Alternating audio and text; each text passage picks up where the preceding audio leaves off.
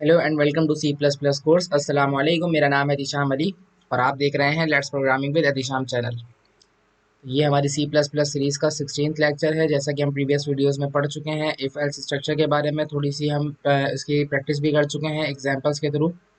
आज हम नया टॉपिक स्टार्ट करने वाले हैं जो है इफ़ एल्स इफ़ स्ट्रक्चर। तो सबसे पहले हम इसकी डेफिनेशन देख लेते हैं, उसके बाद मैं आपको इसका फ्लो चार्ट समझा दूंगा, इसका सिंटैक्स समझा दूंगा। उसके बाद जो है फिर हम एक प्रोग्राम बनाएंगे जिसके थ्रू आपको जो है वो कम्प्लीटली समझ में आ जाएगा कि किस तरीके से हम इफ एल्स इफ स्ट्रक्चर का यूज़ करते हैं अपने प्रोग्राम को अ, और भी ज़्यादा इफेक्टिव बनाने के लिए। तो सबसे पहले हम देखते हैं इसकी definition. If else if statement can be use to choose one block of statement from many block of statement. हम जो है इफ एल्स इफ स्ट्रक्चर के अंदर जो है वो यूज़ करते हैं किसी भी एक ब्लॉक ऑफ कोड को जो है वो ऑप्शन के तौर पे चूज़ करने के लिए। हम किसी भी एक स्टेटमेंट को चूज़ करते हैं बहुत सारी स्टेटमेंट्स के थ्रू, क्योंकि बहुत सारी स्टेटमेंट्स के अंदर से हम एक स्टेटमेंट को चूज़ करते हैं जो हमारी एग्जीक्यूट होती है। It is used when there are many options and only one block of statement should be executed on the basis of the condition.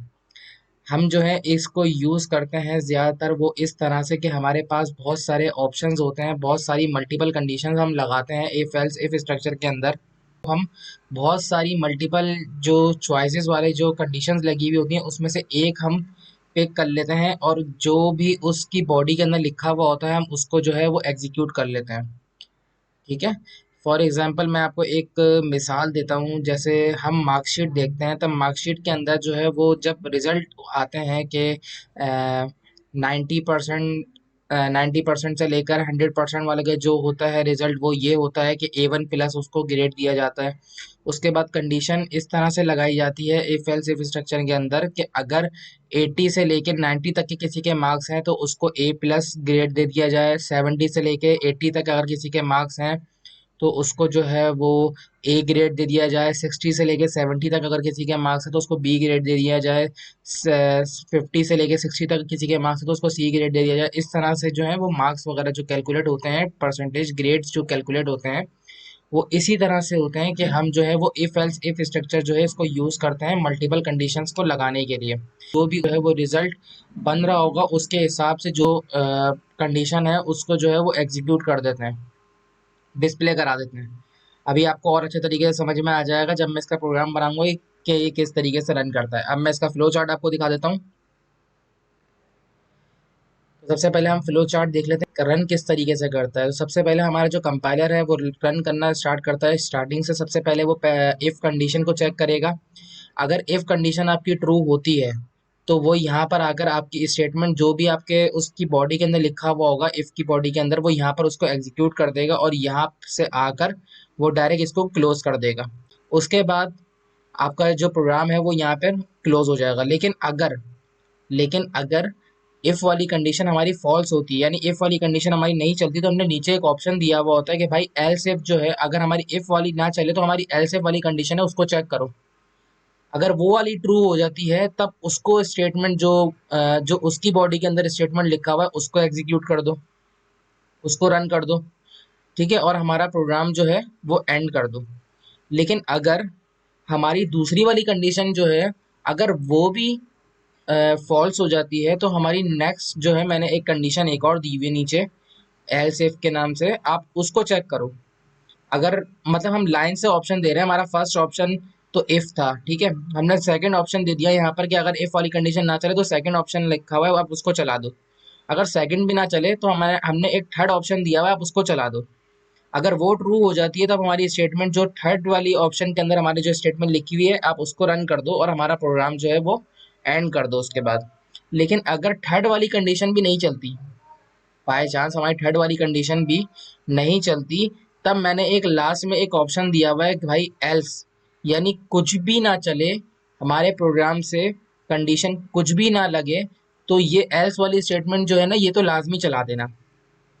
यानी अगर इन तीनों कंडीशन जो शुरू में लगी हुई आपको नजर आ रही होंगी, कंडीशन 1, कंडीशन 2, कंडीशन 3, अगर इनमें से कोई भी कंडीशन नहीं चलती तो मेरे पास एक नीचे एक मैंने एक स्टेटमेंट लिखा हुआ है तो वो तो लाजमी चला देना। ठीक है, वो होती है एल्स स्टेटमेंट कि अगर कुछ भी ना चले तो ये वाले जो है ये चला दो और उसके बाद हमारा प्रोग्राम जो है ये एंड हो जाता है। ठीक है, अब मैंने यहाँ पर एक आपको एक सेंटेंस भी लिखा हुआ है ताकि मैं आपको सिंटैक्स समझा दूं कि किस तरीके से हम इसको रन करते हैं। सबसे पहले हम इफ लिखेंगे, उसकी कंडीशन लगा देंगे कि भाई यहाँ पर जो कंडीशन है, अगर आपकी जो है वो रिक्वायरमेंट पे फुलफिल हो रही है वो कंडीशन, तो आप जो है इसकी बॉडी में, इफ की कंडीशन की बॉडी के अंदर जो भी स्टेटमेंट लिखा हुआ है उसको डिस्प्ले करा दो। लेकिन अगर ये कंडीशन फॉल्स हो जाती है, ये कंडीशन नहीं लगती, तो दूसरी मैंने एक कंडीशन लिखी हुई है एल्स इफ के नाम से। ठीक है, एल्स इफ लगा के मैंने दूसरी कंडीशन लिखी हुई है, तो आप उसको रन कर दो, उसकी कंडीशन चेक करो, अगर उसको जो है वो फुलफिल हो रही है रिक्वायरमेंट के तौर पर, तो आप उसको जो है वो एग्जीक्यूट कर दो। लेकिन अगर वो भी एग्जीक्यूट नहीं होती, यानी अगर वो भी फॉल्स हो जाती है, तो मैंने यहाँ पे तीसरी कंडीशन भी लगाई हुई है, आप उस कंडीशन को चेक करो। यानी मैंने ऑप्शन दे दी ना कंपाइलर को कि आप इनमें से कोई भी कंडीशन जो है वो देखो, अगर जो भी सही लग रही है आप वो चला दो, यानी जो भी आपकी रिक्वायरमेंट पे फुलफिल हो रही है आप उसको चला दो। तो मैंने यहाँ पे तीसरी स्टेटमेंट लिखी हुई है कि आप इसको चेक करो, अगर ये सही हो रही है तो आप इसको चला दो। लेकिन अगर ये भी सही नहीं होती, तो मैंने एक एल्स लगाया हुआ है ऑप्शन कि अगर कुछ भी ना चले ना, इन ऊपर वाली कंडीशन में से कुछ भी ना चले, तो आप एल्स वाली तो लाजमी प्रिंट कर देना। ठीक है, वरना अगर इनमें से कोई ट्रू हो जाती है, तब आप उसको कर देना, सिर्फ उसको इसके बाद जो है हमारा प्रोग्राम एंड कर देना। ठीक है, आपको समझ में आ गया। आप चाहे तो आप एल सिर्फ करके जितनी चाहे कंडीशन लगा सकते हैं, जितनी चाहे कंडीशन लगा सकते हैं आप। ये नहीं, मैंने अगर यहाँ पे 3 कंडीशन लगाई हुई है, 2 कंडीशन लगाई हुई, तो इसका मतलब ये नहीं है कि सिर्फ 2 कंडीशन ही लग सकती हैं, इसके ऊपर आप जितनी चाहे वो मल्टीपल कंडीशन लगा सकते हैं। अब मैं आपको एक प्रोग्राम बना के दिखाता हूँ, जिससे आपको और भी ज्यादा क्लियर हो जाएगा कि हम किस तरीके से जो है इफ एल्स इफ स्ट्रक्चर का यूज करते हैं अपने प्रोग्राम को एग्जीक्यूट करने के लिए। अब जो है हम हेडर फाइल इंक्लूड कर लेते हैं, include iostream using namespace std। यहाँ पर अपना मेन फंक्शन क्रिएट कर लेता हूँ, इंट मेन। अब जो है हमें यूजर से एक वैल्यू लेनी पड़ेगी, तो उसके लिए हमें एक वेरिएबल बनाना पड़ेगा। तो मैं एक नम नाम का एक वेरिएबल बना लेता हूँ, उसके बाद यहाँ पर एक मैसेज प्रिंट कर देता हूँ, इंटर एनी नंबर नंबर, और यहाँ सेमीकोलन लगा लेता हूँ। अब मैं सीन लिख के जो है इसको, जो भी नंबर देगा यूजर उसको जो है वो मैं स्टोर करा लेता हूँ नम वेरिएबल के अंदर। ये तरीका मैंने आपको पहले भी तमाम चीजें बता चुका हूँ मैं। उसके बाद मैं यहाँ पर एक कंडीशन लगाता हूँ, हमने जो एक नम वेरिएबल बनाया है उसके अंदर अगर कुछ भी स्टोर है, कोई भी नंबर स्टोर हो, अगर वो चेक करो, अगर वो 1 के बराबर है, ठीक है, तो उसको जो है एक मैसेज प्रिंट कर दो 1। और यहाँ पर हमारी लाइन जो है वो खत्म हो गई। मैंने एक कंडीशन लगा दी कि हमारे नम वेरिएबल के अंदर कोई भी अगर वैल्यू स्टोर है उसको चेक करो, अगर वो 1 के बराबर है, तो हमारे पास यहाँ पर एक मैसेज प्रिंट कर दो 1। लेकिन अगर वो 1 के बराबर नहीं है, 2 के बराबर है, तो मैं यहाँ पर एक और स्टेटमेंट लगा लेता हूँ एल्स इफ करके, कि आप अगर वो 2 के बराबर है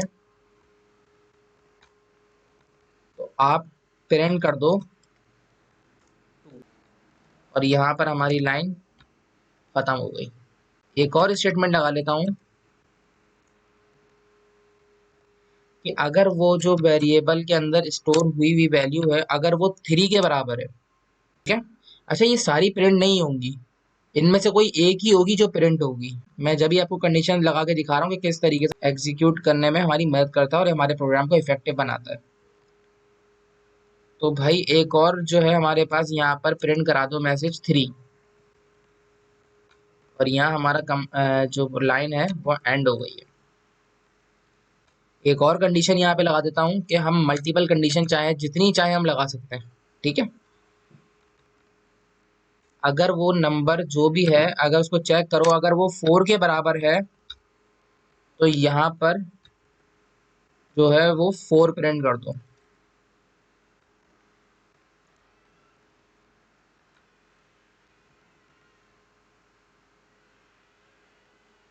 और अगर इनमें से कोई भी नंबर नहीं आता, तब मैं यहाँ पर एक स्टेटमेंट लगा लेता हूँ एल्स की, कि अगर इनमें से कोई भी जो है वो नहीं चलती, सारी कंडीशन जो है वो फॉल्स हो जाती है इनमें से, तब जो है ये एल्स वाला जो है मैसेज प्रिंट करा देना,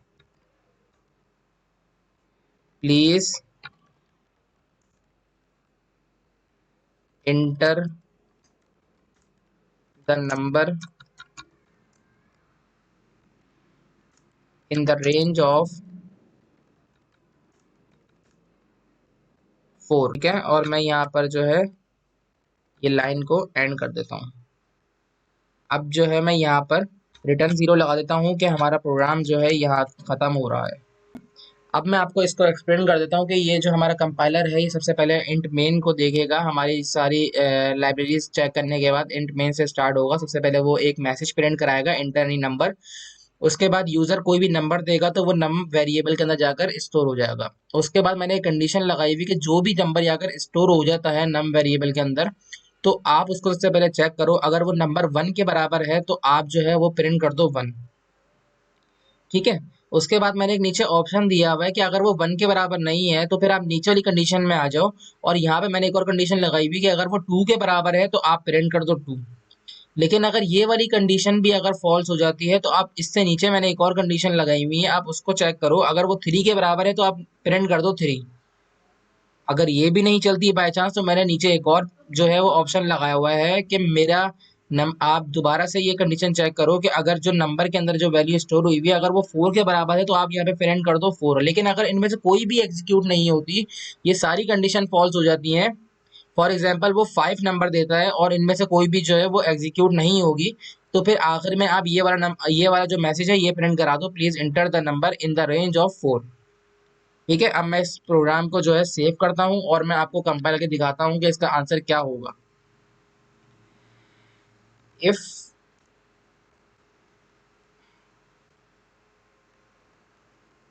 एल्स इफ,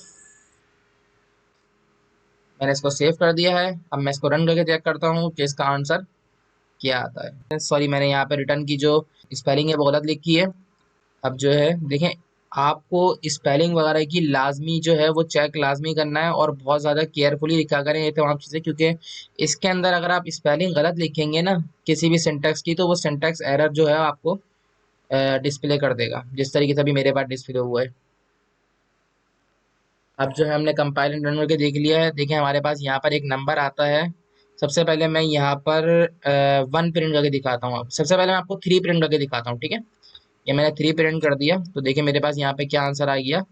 3 वाला उसने जो कंडीशन है, यानी सबसे पहले उसने चेक 1 को ही किया था। उसने सबसे पहले 1 को चेक किया तो उसने देखा 1 के बराबर तो नहीं है, तो उसने ये कंडीशन को छोड़ दिया, वो आगे बढ़ गया। वो एल्स इफ वाले पे जाके दूसरे वाले कंडीशन पे चेक किया उसने, ठीक है। उसने देखा कि 2 के बराबर भी नहीं है तो उसने वो भी छोड़ दिया। उसने देखा कि 3 वाली कंडीशन चेक करी, जब उसने देखा कि हाँ ये 3 के बराबर है तो उसने ये वाली कंडीशन के अंदर जो बॉडी के अंदर जो मैसेज लिखा हुआ ये प्रिंट कर दिया, ठीक है।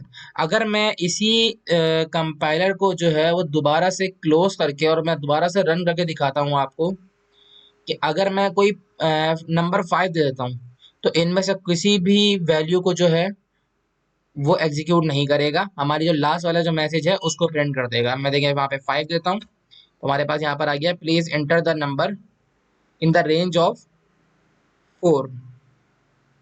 तो इस तरह से जो हमारी इफ एल्स इफ स्ट्रक्चर की जो बॉडी है वो इस तरह से एग्जीक्यूट होती है कि सबसे पहले आपकी ऊपर वाली कंडीशन चेक करेगा। अगर ये सही हुई तो ये स्टेटमेंट जो है रन हो जाएगी, लेकिन अगर ये सही नहीं हुई तो दूसरी वाली कंडीशन पर आके वो चेक करेगा। आई समझ में आपको बात? तो उम्मीद करता हूँ कि आपको ये वीडियो पसंद आई होगी। इंशाल्लाह ताला हम आगे से आगे पढ़ेंगे और अभी मैं आपको पूरी की पूरी मार्कशीट भी बना के दिखाऊंगा कि किस तरीके से हम इसका रिजल्ट फाइंड करेंगे स्टूडेंट का, और किस तरीके से इफ एल्स इफ के ज़रिए जो है हम किस तरीके से मल्टीपल कंडीशंस को लगाएंगे और किस तरीके से जो है उसको अपने प्रोग्राम को और ज़्यादा इफेक्टिव बनाएंगे, ठीक है। तो मेरे चैनल को लाइक करें, अगर ये वीडियो अच्छी लगी तो इस वीडियो को लाइक करें, कमेंट करें और मेरे चैनल को ज़रूर सब्सक्राइब करिएगा, क्योंकि जितना आप सब्सक्राइब करेंगे उतनी ज़्यादा मुझे मोटिवेशन मिलेगी और मैं उतनी ज़्यादा आपके लिए नई नई वीडियोज़ बना के लेकर आता रहूँगा। तो अपना ख्याल रखिएगा, इंशाल्लाह दोबारा मिलेंगे। अल्लाह हाफिज़।